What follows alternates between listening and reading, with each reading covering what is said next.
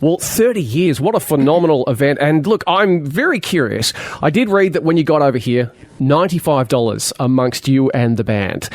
After a big, long bus trip to get here, was your first thought, look, we've only got $95, but I really feel like a beer after that long journey? Yeah, I think we went straight there. I think we went to Haberfield Rowing Club and sunk a few.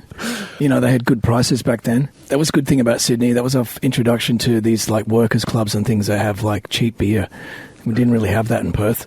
So, and I think they were already getting ready for the mining boom. But anyway, yeah, it was our first impressions of Sydney were that, how are we going to survive here with $95? But thankfully, we just started working straight away, doing like, you know, $200 gigs and paying $50, you know, a week for a truck and $200 a week for a PA and whatever, and lugging it around ourselves. And we just had it managed. We were on a $5 a day budget. I do remember that. $5 a day per person, which meant that there was the best option to kind of really fill you up was going to the fish and chip shop and getting one of those, the burger with a lot, you know, like, you know, just make me a burger and put everything you have on it. And, you know, I was stupidly smoking cigarettes back then, so we'd like share a packet of ciggies, you know, and just pray for the drink rider later on that we'd sort of get, you know, they'd give us, back then we were like, you guys are nothing, so you're going to get 6 beers, you know?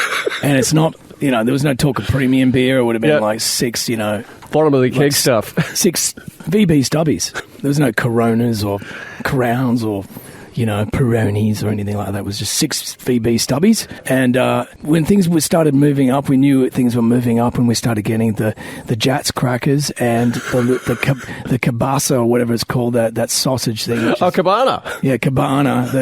The cabana and those little blocks of cheese. We were like, man, we have made it.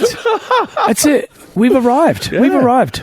So was there any part of that time when you're doing like 9 shows a week, you're surviving on $5 each a day, you're making little to no money, did you ever like get to the point, and the band as well, where you've gone, this is getting tough, maybe we should consider doing something else? Well, you know what? Amazingly, you see, I should point out that we watched quite a few bands do this trip back then, and it's not something you kind of hear about so much now because, you know, you've got, you know, like bands in the last, you know, decade, for instance, like Tame Impala, who conquer the world, and then they, you know, choose to still live in Fremantle, you know, for some of it or whatever. But you don't have to kind of go to the mountain so much.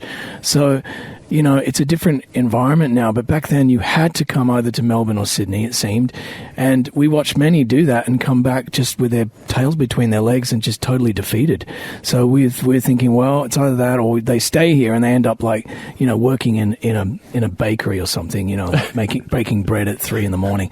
And, you know, it's just kind of like dream sort of like defeated. And yeah, it was easy to get crushed. But somehow I think because we worked so much so straight away, we didn't have time to kind of like sit around in a squat and go, what's going on? We're going nowhere. We were like literally, I remember changing strings on my guitar in the car, driving from somewhere way out west to get to Cardoma Cafe, which was in the King's Cross.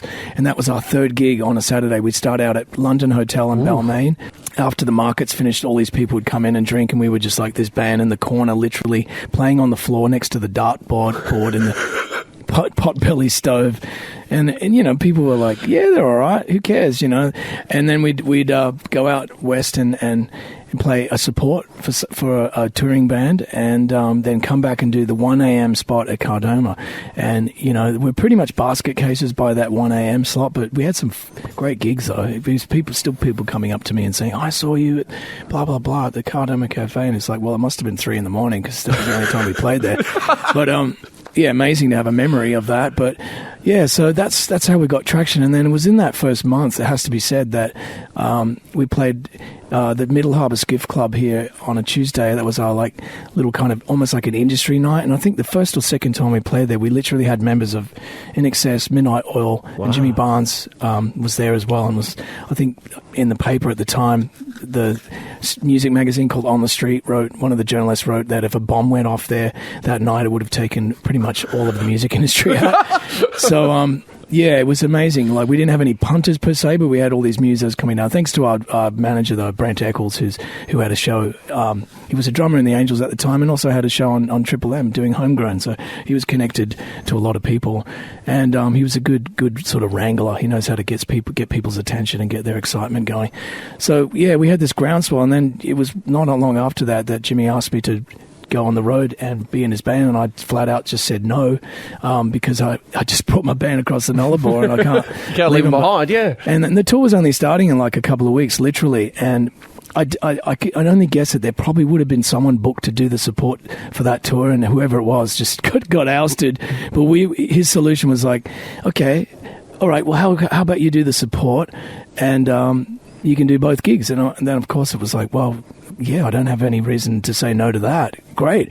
So I kind of subsidized the band for, probably the first year and a half just from my wage that I was getting from that. And it really helped us because we played to thousands and thousands of people. And then we'd go back again and play the same towns, a little bit later on and say, hey, we're back again. We're that band that supported Jimmy Barnes in town a few months ago. We want to come and sit. So it kind of catapulted us to a large audience in a short time. And so when the record came out, that first debut album, and it was the highest selling debut by an Australian artist of all time that year. That kind of surprised us, but it kind of didn't, because I thought, well, God, we've played to every man, dog, and cockroach. Yeah. And so, yeah, it was the old, I guess, tried and tested way of just playing to every person you can and then release a record. Yeah. And it kind of worked for us because people were like, well, there's a record coming. And when it came, they bought it.